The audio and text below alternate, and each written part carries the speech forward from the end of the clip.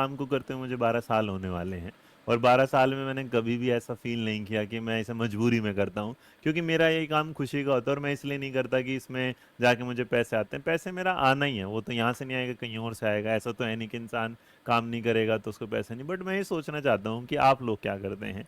जब वैकेंसी नहीं आती तो हम इस बात पर क्यों नहीं सोचते कि क्यों हर साल जो यूनिवर्सिटीज़ होते हैं, जो बोर्ड होते हैं, वो बीएड का कोर्स, डीएलएड का कोर्स, सीटेट, हर साल वैकेंसी नहीं आ रही। हम लोग धरने में जाते हैं, धरने में जाके भर्ती दो हैं, इस तरीके से देखते हैं। DSSS में जाते हैं तो कैलेंडर जारी करते हैं कि देखो अगले साल से आएगा। 5 साल निकल जाते हैं, उस कैलेंडर पे कुछ काम ही नहीं होता, लेकिन हम इतने शांत हैं। ये वाली बात आप सोच रहे हो कि मैं इतना आक्रोशित क्यों हूँ, क्योंकि आपको लगेगा कि जब धरने में चला जाता है तो क्यों परेशान है। फिर मैं कहता हूँ भैया ट्विटर कैंपेन चलाओ, तुम ट्विटर कैंपेन चला देते हो, वो भी हो जाता है। अब क्या होगा, वो धरना चल रहा है, धरना चलने के दौरान 4 लोग बैठेंगे, 4 लोगों के बाद किसी दिन हो सकता है कि कल परसों में फिर एक टीचर जाए, फिर घूम के आए, फिर दूसरा टीचर जाए, फिर घूम के आए, लेकिन हाथ पल्ले क्या लग रहा है? जीरो। है ना? बाबा जी का टुल्लू वो वर्ड कहते हैं, मुझे लगता है शायद वही है। लेकिन क्यों? क्योंकि हम सरकार तक वो बात पहुंचा ही नहीं पा रहे जो सरकार को सुननी है। हर साल क्या आएगा? चुनाव आएगा, हम वोट देंगे और उसके बाद हम जिता देंगे। और इस काम में कहीं ना कहीं हमारे माँ बाप भी हैं, जिन्हें ये समझना चाहिए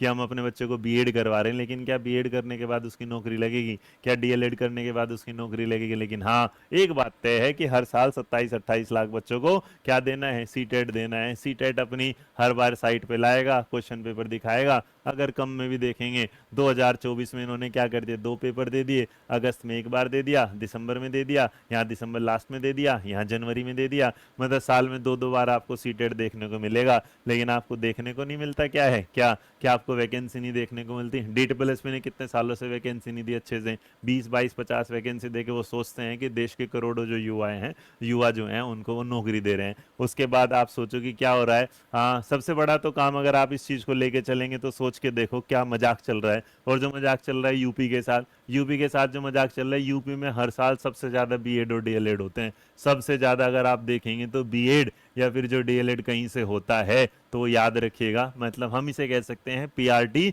और टीजीटी पीजीटी के जो सबसे ज़्यादा जो होते हैं वो यूपी से होते हैं। हर साल उसका एंट्रेंस एग्जाम निकलेगा, हर यूनिवर्सिटी निकालेगा। लेकिन क्या कभी किसी यूनिवर्सिटी ने इस बात पर कुछ सवाल उठाया कि आप हमसे बीएड तो करवाते हैं, लेकिन जिस बीएड को हम पढ़ाते हैं क्या उसके लिए पीआरटी की वैकेंसी निकलती है? क्या उसके लिए टीजीटी की वैकेंसी निकलती है? क्या उसके लिए पीजीटी की वैकेंसी निकलती है? अरे इससे बढ़िया प्राइवेट स्कूल वाले जब एमबीए कराते हैं वो एटलीस्ट ये तो कह देते हैं बीबीएमबी वाले कि चलो भैया हम तुम्हें क्या करवाते हैं, कहीं ना कहीं क्या करेंगे, वो इंटर्नशिप होती है, चाहे वो 10,000 रुपये, 15,000 रुपये, 20,000 रुपये कहीं लगवा तो देते हैं। हमारे तो ये भी चांसेस नहीं रहते। आप सोचो, देखो उत्तर प्रदेश जो सबसे बड़ा प्रदेश है, वहां से जब पता चलता है एक बार भर्ती आ जाती है 69,000 69,000 की, एक बार आ जाती है 68,500 की, एक बार हम डिमांड कर रहे हैं 97,000 की। तीनों भर्ती पे ऐसा काला साया लगाए, कभी इस पर कोर्ट केस पहुंच जाएगा, कभी इस पर कोर्ट केस पहुंच जाएगा। ये वाली तो निकलने ही नहीं दे रहे, ये तो भ्रूण में ही पड़ी हुई हैं। मतलब ये तो गर्दानी कब इनका पता ही नहीं चल रहा इस तरीके से।